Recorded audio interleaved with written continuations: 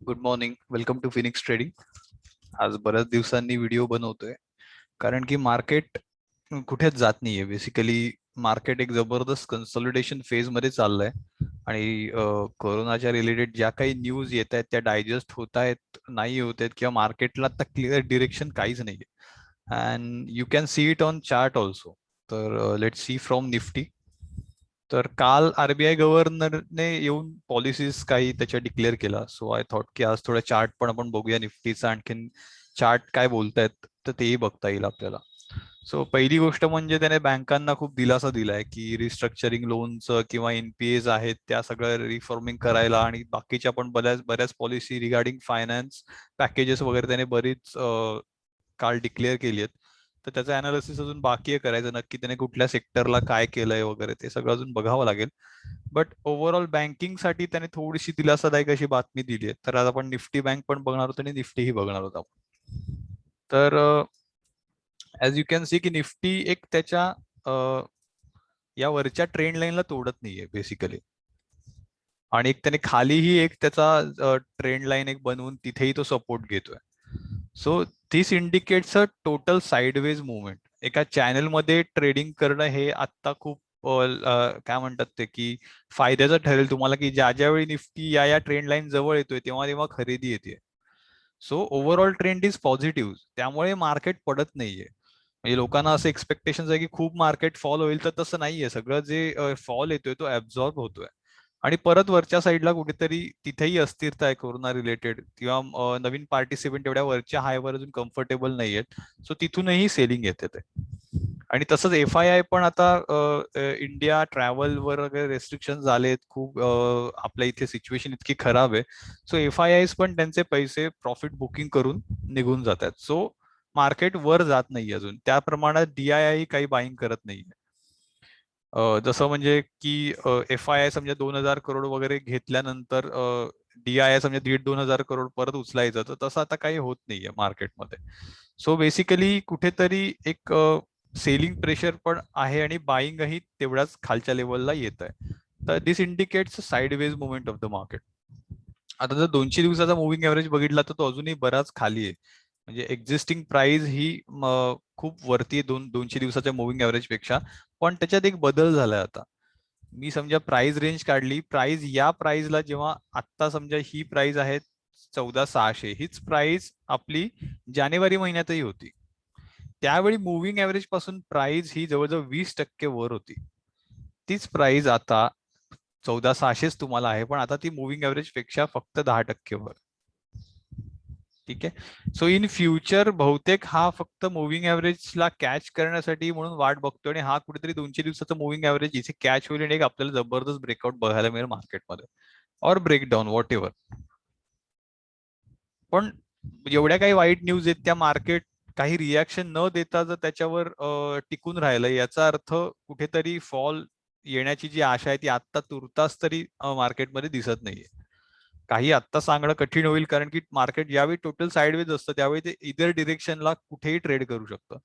So better हे एक मला ऑब्झर्वेशन चांगलं दिसतंय की मार्केट 200 दिवसाच्या मुव्हिंग एव्हरेजच्या म्हणजे मुव्हिंग एव्हरेज त्याला कॅच करतोय. सो कुठेतरी प्राइस आणि त्याची हिस्टॉरिकल मुवमेंट या मॅच व्हायलाच हव्यात. जसं इथे ते अनमॅच होत होतं. प्राइस जवळजवळ या पॉइंट ऑफ टाइमला तर जवळजवळ 24% वर निघून गेलेली होती.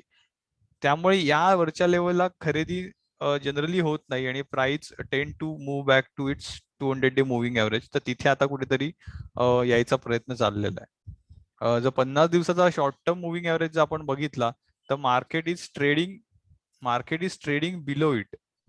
ठीक आहे. Market is trading below it. So मार्केटसाठी 20 दिवसाचा आणि 50 दिवसाचा आहे दोन्ही दिवसाचे मुव्हिंग एव्हरेज हे क्रॉस करणं खूप गरजेचं आहे. आणि इथे क्रॉस ओव्हर असाही झालाय की शॉर्ट टर्म मुव्हिंग एव्हरेज जो आहे 21 दिवसाचा त्याने 50 दिवसाला क्रॉस डाऊन केलंय. सो आता हे परत रिगेन होणं खूप गरजेचं आहे. म्हणजे क्वार्टरली जे परफॉर्मन्स आहे निफ्टीचा त्याच्यापेक्षा मंथली परफॉर्मन्स हा खराब आहे.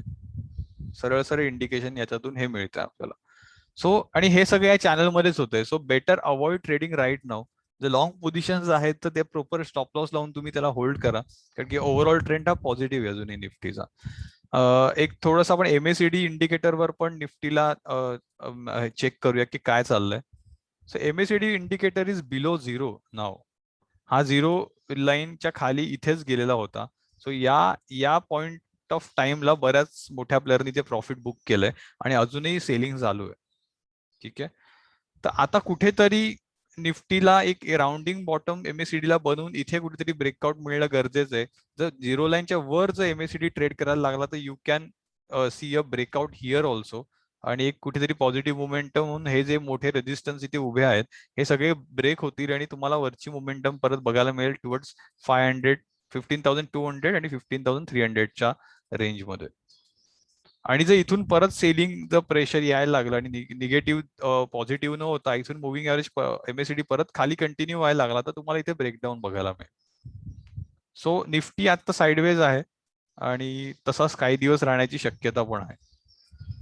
आपण आता बघूया बँक निफ्टीकडे.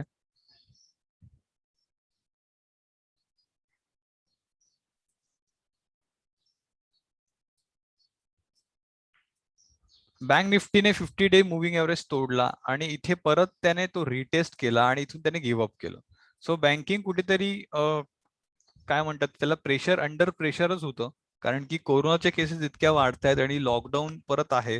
परत लोकांची अर्निंग कॅपॅसिटी कमी झाली आहे आणि या सगळ्या गोष्टींमुळे आणि लोन्सही नवीन बँका देऊ शकत नाहीत. परवाच मी कुठेतरी रिपोर्ट वाचला की नवीन लोन्स देणं बँकांचा जो पर्सेंट वाईज आहे ते कमी झालंय.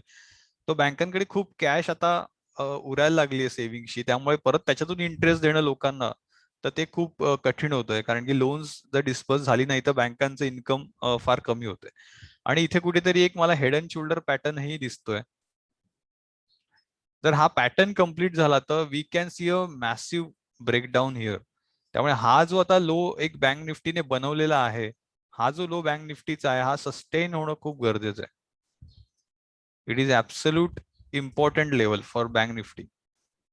हा लो 31,900 ही लेवल जर बँक निफ्टीची मेंटेन नाही झाली तर बँक निफ्टी स्लाइड होईल या लेवल पर्यंत. आणि याही लेवल जर निघाल्या 30,000 तर एक सायकोलॉजिकल नंबर पण आहे. त्यामुळे 30K हा जर सपोर्ट मॅसिव्ह सपोर्ट आहे. हा जर तुटला तर मग एक भयंकर आपल्याला बँक निफ्टीमध्ये सेलिंग बघायला मिळेल. पण तुर्तास तरी हा जो लो या डिफेंड झालेला दिसतोय. 200 दिवसाचा मुव्हिंग ऍव्हरेज आपण बघितला तर तो बराच खाली आहे. सेम केस निफ्टीच्या ह्याच्यात जी होती ती की बँक निफ्टी हा त्याच्या 200 दिवसापेक्षा बराच लांब निघून गेलेला आहे. या पॉइंट ऑफ टाइमला 51% जवळजवळ 50% लांब निघून गेलेला आहे तो. आणि आता तो कुठेतरी जवळ यायचा प्रयत्न करतो आणि हा इथे आलेलाही होता. त्यामुळे इथे परत त्याला एक एक बाउन्स मिळाला. सो 200 डे मुव्हिंग ऍव्हरेज पर्यंत काय म्हणतात ते की इथून फॉल जर आला तर इथपर्यंत येऊ शकतो 28,600 पर्यंत. तुर्तास या लेवल सगळ्या मेंटेन झालेल्या आहेत. जर वीकली बेसिसवर आपण बँक निफ्टीला ऑब्झर्व केलं तर बँक निफ्टी हा त्याच्या प्रिव्हियस रेजिस्टन्सवर वीकली बेसिसवर जो होता त्याच्यावर सपोर्ट घेतोय आता. So it is holding this level. So again on weekly basis also आठवड्याच्या सपोर्ट्सवर पण हे सपोर्ट्स खूप महत्वाचे आहेत. जर 31,800 किंवा 31,900 हा आठवडी ट्रेड क्लोज झाला याच्या खाली बँक निफ्टी तर परत एक सेलिंग प्रेशर आपल्याला बघायला मिळेल. जर इथे टिकला तर आपल्याला अगेन ऑल टाइम हाय कडे जाताना दिसेल. तर या लेवल बँक निफ्टीसाठी आता खूप महत्वाच्या आहेत. सो या लेवल वॉच करा आणि तुमच्या फायनान्शियल ऍडवायझरना विचारून कुठलेही ट्रेड करा. इंडायसेस बघा आणि त्यानुसार तुमचे ट्रेड करा. मी कुठलाही सेबी रजिस्टर्ड कन्सल्टंट नसल्यामुळे तुमचे सगळे फायनान्शियल डिसिजन हे तुमच्या ऍडवायझरना विचारूनच करा. आणि काही लर्निंग आणि काही तुमचे जर प्रश्न असतील तर आपला व्हॉट्सअप ग्रुप आहे तर त्याच्यावर त्याची लिंक मी आता इथे देऊन ठेवतो. So you can ask there. So have a nice day. Take care.